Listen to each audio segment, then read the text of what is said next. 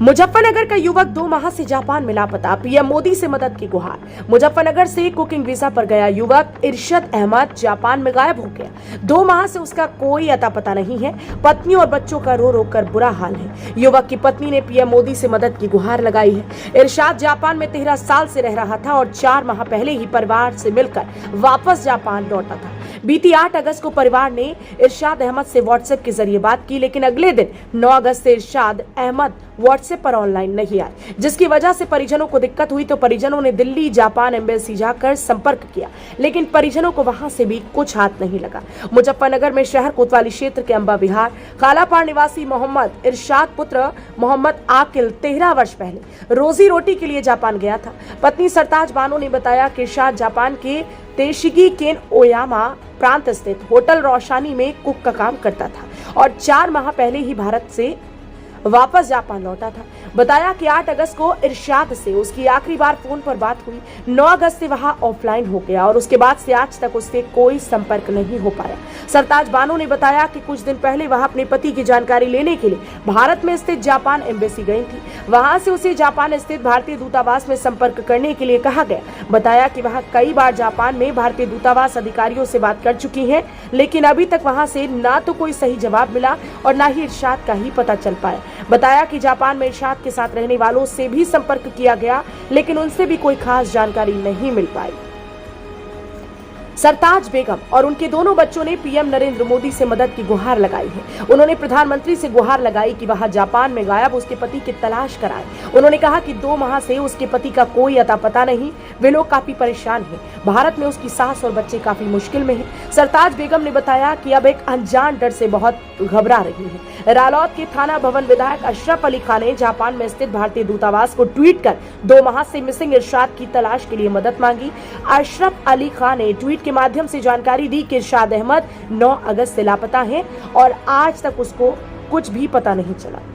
मुजफ्फरनगर से India plus news के लिए संवाददाता तनवीर मलिक की रिपोर्ट। क्या नाम है आपका? मेरा नाम सरताज बानो। अच्छा भैया, आपके शौहर का क्या नाम है और कब से वो मिसिंग है, कहाँ गए थे?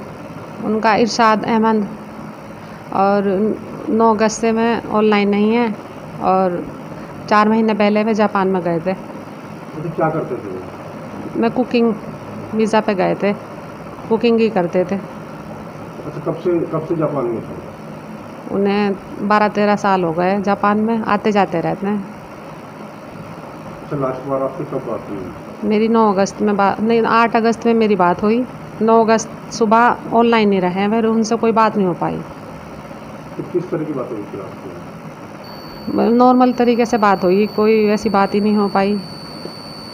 कुछ बताया उन्होंने कि वही यहाँ पे? कुछ नहीं ना, ऐसे ही जैसे बच्चों के बारे में रोज़ पूछते हैं क्या हो रहा, कैसे हो रहा, बस उसके बाद कोई बात नहीं हो पाई।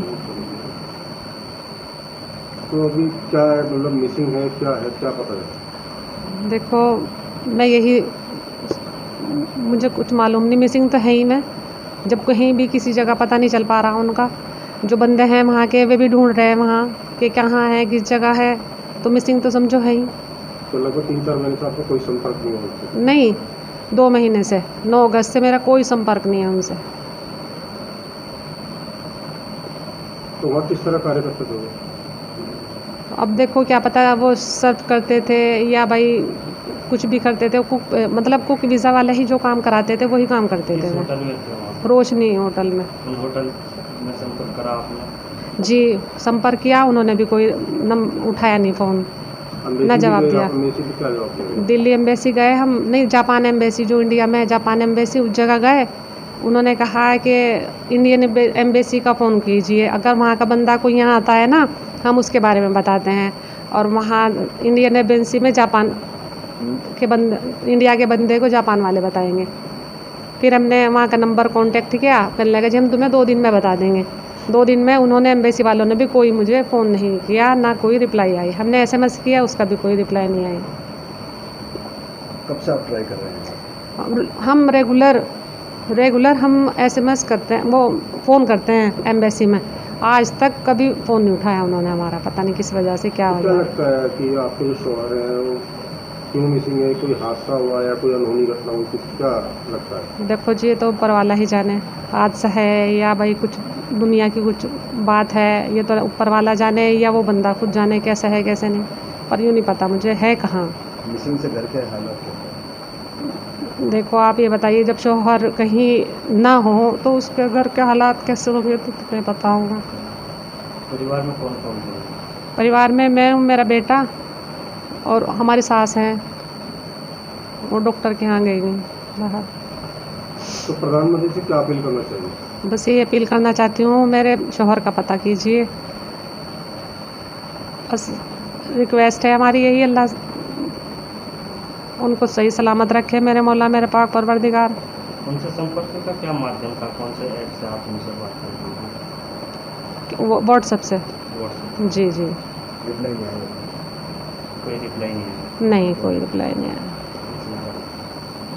क्यों मोदी जी से प्रधानमंत्री कि हमारी सहायता करें, हमारे बच्चों की तरफ को देखा जाए, हमारी तरफ देखा जाए और हमारे शौहर का पता किया जाए। बस मोदी जी से यही विनती समझ लीजिए, प्रार्थना समझ लीजिए बस। इंडिया प्लस न्यूज, सिर्फ वही जो सही।